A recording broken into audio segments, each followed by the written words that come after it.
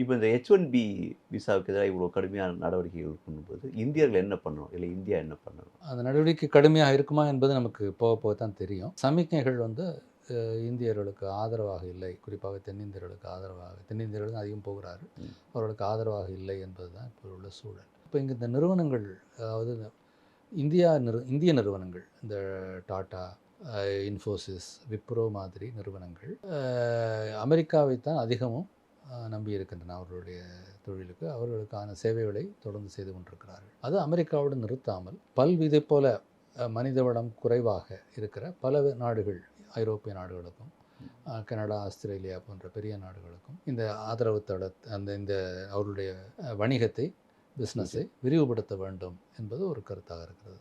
இதனுடைய நீட்சியாக நாம் என்ன பார்க்கலாம் என்றால், இந்த இளைஞர்களும் அவர்களுடைய வேலைவாய்ப்புகளை அமெரிக்காவோடு நிறுத்தி கொள்ளாமல் வேறு இடங்களுக்கு போகலாம். இப்போ கனடாலேயும் அதற்கான ஒரு எதிர்ப்புணர்வு ஆரம்பித்து விட்டது.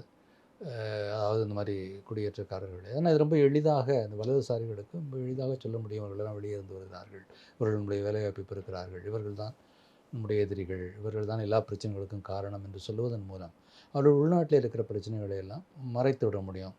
அதனால் அதுக்கு வந்து ஆதரவு இருக்கும். ஆனால் ஆஸ்திரேலியா மாதிரி நாடுகளில் இன்னமும் அங்கேயும் இந்த மாதிரி பிரச்சாரங்கள் இருந்தாலும் அங்கேயும் வாய்ப்புகள் இருக்கின்றன. பல ஐரோப்பிய நாடுகள் வரவேற்கின்றன. அங்கே என்ன பிரச்சனை என்றால், இப்போ அமெரிக்காவிலேயோ, கனடாவிலேயோ, ஆஸ்திரேலியாவிலேயோ நம்முடைய இளைஞர்கள் போகிற போது அவர்கள் பயன்படுத்துகிற மொழி ஆங்கிலம். நம்முடைய இளைஞர்களால் ஆங்கிலத்தை மிகச் சிறப்பாக பயன்படுத்த முடிகிறது.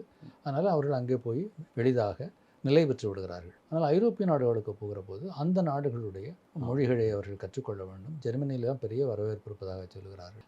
அங்கே போனீங்கன்னா ஜெர்மன் மொழியை கற்றுக்கொள்ள வேண்டும். இங்கேருந்து தொடங்க வேண்டும். மத்திய கிழக்கு நாடுகள்லேயும் வாய்ப்புகள் இருக்கின்றன. அமெரிக்கா மிகப்பெரிய நாடு, நிறைய வாய்ப்புகள் உள்ள நாடு. அதற்கு ஈடாக இந்த ஐரோப்பிய நாடுகளோ, மத்திய கிழக்கு நாடுகளோ இந்த தொழில்நுட்பத் துறையில், தகவல் தொழில்நுட்பத் துறையில், கணினித் துறையில் வாய்ப்புகளை வழங்க முடியுமா என்பது ஐயம். என்றாலும் அதை அவர்கள் பரிசீலிக்கலாம்.